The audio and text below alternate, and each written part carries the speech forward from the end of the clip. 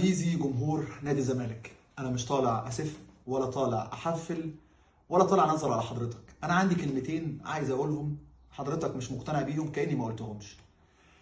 عايز حضرتك تتخيل نفسك كده كل يوم بتصحى من النوم لمده 5-6 شهور، بتروح شغل حضرتك وبترجع ومفيش اي مقابل، وبترجع بيتك عندك ولادك وعندك اسرتك، مصاريف مدارسهم وكل الكلام ده والمصاريف اليوميه، ومفيش دخل. وبتروح تكلم مديرك يقول لك معلش اصبر، انت راجل بتاعنا، انت شغال معانا بقالك كتير، خليك معانا.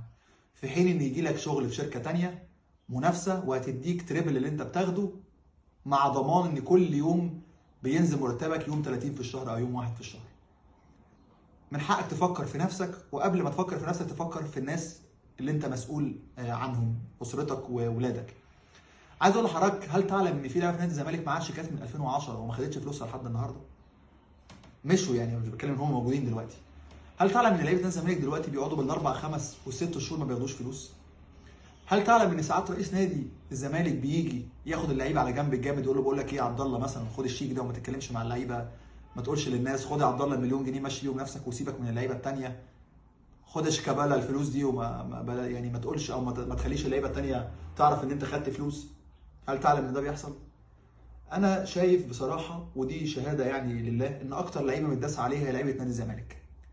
اكتر لعيبه، يعني الدوري المصري معظم اللعيبه اللي موجودين مرفهين.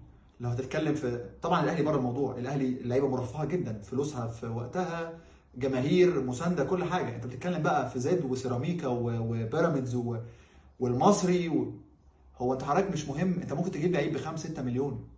هو مش ده الصعب، الصعب ان انت تكمل مستحقاته وتديله فلوسه وتديله دفعاته، لكن ده ما بيحصلش. انا شايف ان الجماهير موضوع ان هي تخون لعيبتها في نادي الزمالك. نادي الزمالك بيمر بظروف صعبه جدا. نادي الزمالك محتاج يعيد هيكله نادي الزمالك من جوه.